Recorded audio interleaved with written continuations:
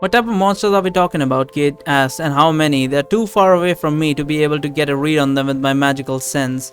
Well, they're actually not that far away, Melinda says, but they're all suppressing their magical aura, so it's understandable that you can't sense them approaching. I think there are about 5 orcs, 2 ogres, 2 goblins, and the goblins are both mages, but the other seems to be just warriors. You should be able to take them out without much trouble. I don't know why she picked us for this quest, just because we know Aiden. Okay. You, Darren asks, why don't you mean we, as in we, the group of people that we are traveling together? She's probably out of mana. Who will also be fighting these monsters together as a team? What? Melinda says, of course not, don't be ridiculous. What would be the use of bringing you all the way to Olender with me if you can't even beat a few monsters by yourselves? Do you have any idea what good defenses they have in that city? How else do you think their king could afford to piss off every other kingdom in Varathia without getting killed off by now? What if the monsters kills us before we get there? Darren says, then I'd have to find somebody else to help me. Melinda says, someone who could kill off a few orcs without complaining so much. Listen, it's just a few monsters, not the end of the world. The ice mage could probably take them out all by herself. The little girl too. Even the Havlasethi could probably handle them if invested in the right stats. We have names, you know, Darren says. Don't know your names, Melinda says, and besides, why would I need to know them? You're all indistinguishable enough by you're all distinguishable enough by your race and specialization that I don't need to bother to learn them. You're really trying hard to get on our nerves, aren't you? Darren says. Why do you say that? Melinda asks with a genuinely puzzled expression on her face. Be quiet, Kate says. I can hear the ogres approaching from behind us. I think the ogres started advancing as well. The orcs starting advancing as well. We should be seeing them in front of us soon. Not that's impressive, Melinda says. You can tell all that, but just by the sound of the footsteps. How can you tell the difference? Is it because the ogres are heavier? Ogres are bigger and heavier than orcs? I said be quiet, Kate says. If you're not going to be useful, then at least stay out of our way and don't distract us with their talking. How cold, Melinda says. I'm starting to wonder if there isn't actually some truth behind those myths which claim that there is a direct correlation between a mage's personality and their elemental affinity. Do you ever shut up? Kate says. She then immediately conjures a shield made of ice in her hand and she places it in front of us just in time to block an arrow that came shooting right for her. For Tyrath, shouts an orc from behind. Oh, these are Tyrath's forces. The trees in the common language as he and the 4 of his companions come rushing towards us while roaring loudly in unison. All of them are green-skinned, tall as Darren, with muscular physiques, pig-like faces, fangs coming out of their mouths, just as one would expect most orcs to look like. But these ones are armed to the teeth. One of them is wielding 2 flaming double-edged battle axes in his hands. Another is wielding a 2-handed broadsword that is almost as big as him, and the other 3 are all using maces and shields that appear to be made from high quality metal. The orcs with the flaming axes seems to be the leader of the group. He is the one that shouted the first battle cry, and all the other orcs followed his directions as he led the charge towards us. As he clashed directly with Darren. Watch out, you see Layla's writing in large blue letters in front of us. They're one of the dragon's elite squads. Do not take them lightly. These are elite squads? I mean, I expected them to be troops of his, but I didn't expect them to be elite squad, quote unquote. She then dashes between one of the orcs that is less heavily armored. She stabs him in the back with both her daggers. The orcs roar and he turns around, swinging his mace at her. His movement are much too slow for Layla, however, so she quickly dashes back and out of his reach and tries to attack him again. Layla, behind you, Kate shouts as another orc tries to position himself behind Layla in order to strike. Kate then attempts to impale the monster with a spike made of ice that appears from the ground in front of him. The orc manages to smash the icy spike with his enchanted mace, but he loses his momentum and doesn't get to attack Layla anymore, who quickly slides out of his reach. I'll take the ogres, Hardrick says as he rushes towards the 2 ogres that were trying to jump us from behind. In the meantime, Flower engulfs one of the orcs in a pillar of fire, but he walks out of it completely unscathed thanks to his anti-magic armor, and he starts running towards her and with his broadsword at the ready. Damn it, Flower says as she jumps out of the orc's way and rolls on the ground. Once I get a clear shot of the orc that attacked Flower, I aim my crossbow for the narrow slit in his helm and I pull the trigger. Are you serious? How the hell is he gonna pull that off? I mean, it's a fucking small ass slit in the fucking helmet. How is he gonna aim perfectly for that? Okay. Oh great, combat technique check failed because I never really invested in that.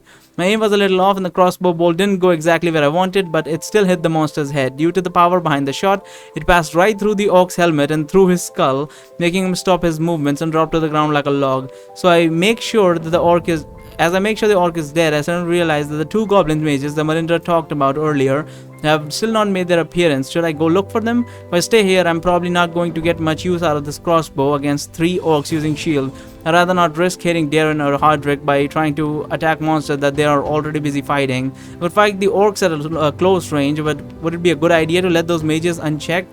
I'm going to have to think carefully about this. I think I'm going to go for the mages. Fight the orcs and send flowers to look for the goblins. Go for the goblin mages along with Flower and Luna. Now that's an interesting one. I mean, the Flower can't really fight them because they have anti-magic shit on them. I think I'm gonna fight the orcs and send Flower to look for the mages. Because I don't want to bring the whole squad. The whole problem is it says go look for the goblin mages along with Flower and Luna. There's like 3 people out of the fucking fight. So I think I'm gonna go fight the ogres and the orcs and ask Flower to look for the goblins. As I place the crossbow in my backpack, I take a quick look at the battlefield to assess the current situation. Darren seems to have his hands full fighting the orc captain with his flaming axes. The orc appears to be completely thrown away his defense. He's focusing on delivering relentless attacks one after the other in order to not give Darren the chance to retaliate. Hardrick is still fighting the ogres behind us, and from what I can see, they're giving him just as much trouble as the ogre captain from the fort. So he's probably still be busy with them for a while. In the meantime, Layla is fighting 3 orcs at once in an attempt to keep them away from our spellcasters, while Kate, Flower and Luna are still struggling to find ways to penetrate the orcs' anti-magic armor. I can't believe you people, Araka shouts from an amulet, as Flower tries to aim a fireball in a way that would not hit Layla along with the orcs. You were fighting the dragon head-on yesterday, but now you can't deal with a few of his lowly mooks. Are a bunch of anti-magic armors really all it takes to throw into a disarray? Yeah, I'll have to admit that I'm a bit disappointed here, Malindra says as she calmly looks around her at all the people who are fighting for their lives. If this is how these people handle a well-organized team of reasonably skilled combatants, I shudder to think how they'll handle Olinder's numerous teams of mercenaries. Valindra's monologue appears to have caught the attention of the orcs that are fighting Layla, because he is now heading directly for the Stillwater girl with his mace at the ready. As soon as he reaches her, the orc swings his meg hard towards her in an attempt to bash her head in, but the girl evades the strike by floating few inches above the ground while pushing herself away from him with a small burst of air from the palm of her hands. Quit it, Melinda shouts at the orc. Fight them, not me. But are you stupid? The orc ignores her completely. He tries to hit her again, this time with his shield. I said, cut it out. Melinda shouts at him as she makes another jump backward, then props herself into the ground with her feet, assuming a rather peculiar stance as she bends her knees, keeps her elbows close to the body, while she faces her palms towards her attacker. A very powerful burst of air then comes out of her hand as the ogre is blown away and thrown directly towards Kate, who was about to launch an ice cone at one of Layla's opponents. Seeing the orc flying in her direction, Kate is forced to cancel her spell to jump out of the way in order to avoid getting knocked off her feet. Trying to get us all killed, Kate shouts furiously at Melindra as she get back up from the ground. Hey, it wasn't my fault, Melindra said. The orc attacked me out of nowhere and I was just minding my own business. This is the middle of a battlefield, you fool, Kate says. If you want to mind your own business, then fly away from here and stop sabotaging us at every step. There's no need to be so rude about it. Camilla says she casts a spell and she flies up into the air out of the orc's reach, while the orc that she blew away earlier goes back to fighting Layla. Strength check successful, level 3. This is why I fought the orcs, because my strength is fairly high. Flower Illuna, I say, could you go see why the 2 goblin mages haven't attacked us? You should be able to find where they're hiding with a little help from Araka. Alright, the goblins, Flower says. Completely forgot of them. I think I might have actually sensed one of them cast a spell when the orcs attacked us. Come on, Petal, it was this way. Not long after Flower and Illuna disappeared into the woods, I decided it's time to finally make my move. I pull my dagger out of my sheath and I hurry towards one of the trees surrounding our area. I then use my weapon to cut the tree. It's a dagger. How are you cutting a tree with a dagger? I guess he is super powerful now because strength 3. Although it takes me several slices to do it, as soon as the tree begins to fall on the ground, I sheathe my blade, grab the tree with both oh right, I forgot about this. I don't know if I mentioned this, but in the first book if you put like all your stats points into strength, toughness, and I think speed or something, um, it's a trophy basically. You get the achievements, so it's one of the achievements. If you do that, one of the fights where Kate is ambushed by a bunch of like people with crossbows and shit, with like poison and stuff. Yeah, that fight, you basically go ape shit. You pick up a tree and just swing it around like a madman. It's a really insane fight, and it's really fun. I never showed that on the channel, but did talk about it. But I feel like that's what he's trying to do. I sheathe my blade and grab the tree with both my hands in order to use it as my new weapon. As I take a look towards the 3 orcs that are fighting Layla, all of the combatants from the battleground seems to have briefly stopped fighting. They look towards me with shocked expression on their faces. I take advantage of their momentary bewilderment to make a dash towards the 3 orcs with the mages. Dash towards the 3 orcs with the maces. I immediately crush one of them underneath the weight of the tree trunk. Layla, step away from the orcs, I say. Layla complies right away. She puts as much distance as she can between herself and the 2 remaining orcs.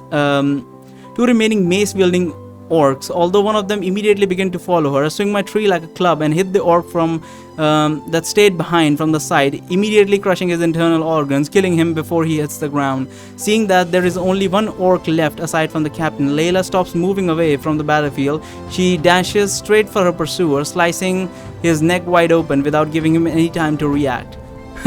Hardrick laughs all of a sudden. What a great idea, why didn't I think of that? He then dashes toward a tree behind him. He pulls it straight out of the ground, roots and all. As soon as he acquires his new weapon, Hardrick tries to squash one of the ogres underneath his weight, but the monster simply blocks the tree with his club. As the force of the blow pushes him 1 foot onto the ground. Darren, you might want to move away from there, I say as Darren jumps away from the orc captain. I swing my tree at him in an attempt to squash him like I did with his companion. The orc does not let himself get intimidated. He swings his flaming axe as fast that he can cut my tree into 6 pieces before it even reaches him. As another burning piece of wood fall onto the ground beside him, the orc is looking straight at me with a very pissed off look on his face. Damn, I say. Look at the big chunk of wood that I still have left in my hands.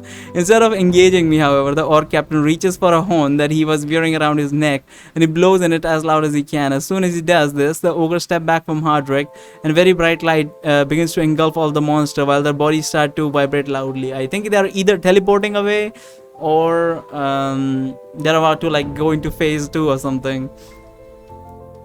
Tree wielder achievement unlocked. That's funny.